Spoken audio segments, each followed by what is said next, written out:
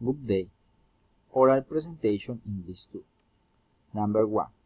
Introduce myself. Number 2. Tell about my trip experience in Pereira. Number 3. The weather in Pereira. Number 4. Recommendation if you go to Pereira. My name is Jefferson Cortez.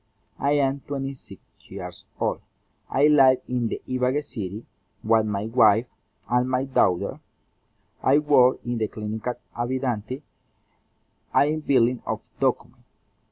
I like to play volleyball, to play video games.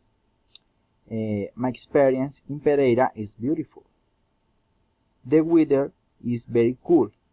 That the weather is we should not forget to take a cool visit in the month of August. Sign the ardent harvest vines.